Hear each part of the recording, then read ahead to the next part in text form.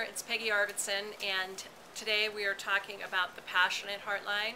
This is Palmistry TV. I am a professional hand analyst and have been using this as part of my work in helping people in their career and their love and their family transitions for more than 7 years now. Over those 7 years, it's become increasingly apparent to me that one of the places that can really keep us from living our heart's desire is the place we spend the majority of our time, which is at work.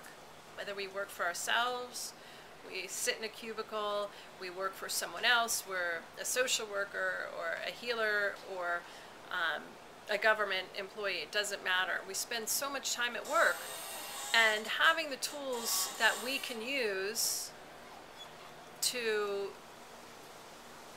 be most effective at work is so important. I want you to live your heart's desire now. I don't want you to wait until someday. There is no someday. I think you've probably heard that before, but there isn't someday. So let's do it now. Today's episode is all about what I call the Passionate Heartline.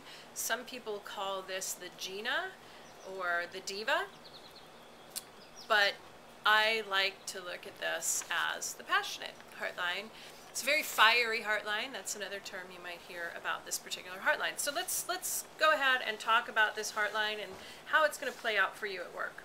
Hopefully you can see this drawing right here. Okay? I'm quite the artist. Now, a fiery heartline will start where all the other heartlines start, right underneath the pinky.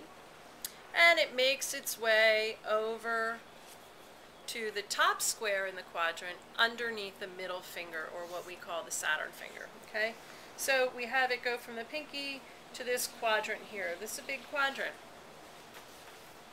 Could have a curve, usually has some sort of a slight curve, a little tip comes up there into that top part of the quadrant. Curves in general in lines in our hands show that the person who has the hand with this curve is more expressive. So whatever the line is, just kind of a little FYI, a little hand analyst palmese for you. So we have a little bit of a curve, or a big curve, that takes us right smack dab up to the middle finger, Saturn, on the heartline, and this is our passionate. Now, what is a passionate like?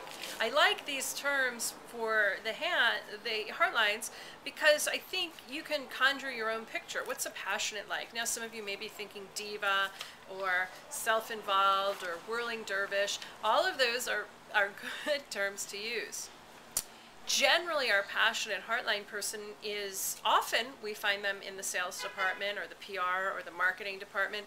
They're full of energy. They're cheerleaders. They get things started. They like to get the party going. They like to build the energy. They like to be noticed.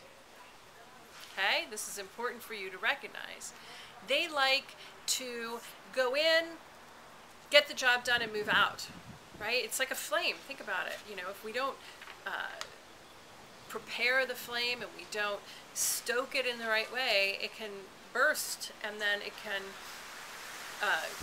go out without too much attention, which can be scary, right? Fire can sometimes be indiscriminate. So let's think of that fiery personality in terms of the heartline. As a communicator, they talk fast.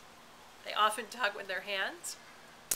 They find it frustrating and often irritating to be in a place where there's lots of details that have to be gone through and remeasured. What's interesting to me is you may find them in the sales department, but they hate filling out those sales forms that are required by probably their earth hermit love line bosses. That's okay. They'll work it out. Now, so our passionate, they want to get to the point, they want to make things happen, they like to get things started. It's important for them to remember that consistency is key, oftentimes in work. They could drive you crazy if they're your coworker, because they will spout things off that, oh, we're going to do this and we'll do that and we'll do this. If they don't write it down or have an assistant or have somebody who helps them keep track of all these things they said they were going to do, they sometimes don't get done. Someone else, another heartline type, might take this as a direct slap in the face, or someone who doesn't care about their job or is self-involved, all of these things. But the truth is they're just moving so fast. They've started one idea, they've moved on to the next, and they've moved on to the next. So help them rein in a little bit, create some sort of a boundary around all of the new things they want to start. They're fire starters, great at work, super at work, but they need a process and a system in place. But don't call it a system or a process. This is the kind of thing that would make them nuts.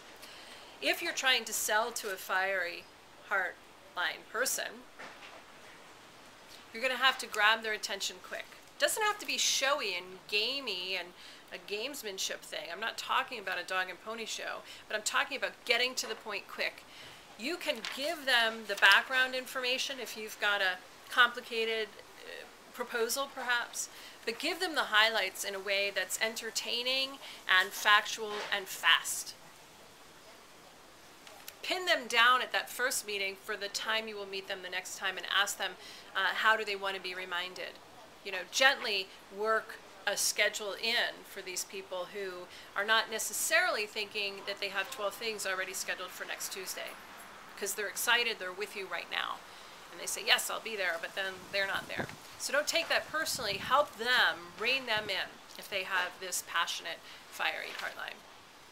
All 4 of the heartlines have great gifts and have great challenges. I think I've mentioned that we may have a different heartline on each hand, or your colleague may. Something important to keep in mind as well. And most of us who have been alive on the planet for any length of time have managed to integrate different parts of all 4 of the heartlines into our life and into our communication style. But our general preference, the one that we go to, the one that we fall back on when we're tired or we're under pressure or we have a deadline coming up or we're worried, is often the one that's right here in our hands. We can't hide from it. And it's our hands. So no matter how hard we might want to be like a fiery, heartlined person, if we really are a strong and silent heartline, that's eventually going to come out. So own your type. Don't hide from it. Don't apologize for it. Recognize it for the beautiful gift that it is, and recognize that your colleagues and your vendors and your employees and your bosses and your customers all have their own heartline types too. It's a beautiful thing. It's a beautiful thing. Now, if you want more information about these episodes or heartlines or hand reading in general, I'd love it if you would go to my website. It's PeggyArvidson.com, PeggieArvidson.com, or you can leave a comment below. You can sign up for my newsletter, which is completely free, and you will get the updates on when these shows are coming up. I really look forward to sharing more about your hands with you and helping you understand how they can help you at work. Bye now. Have a super day.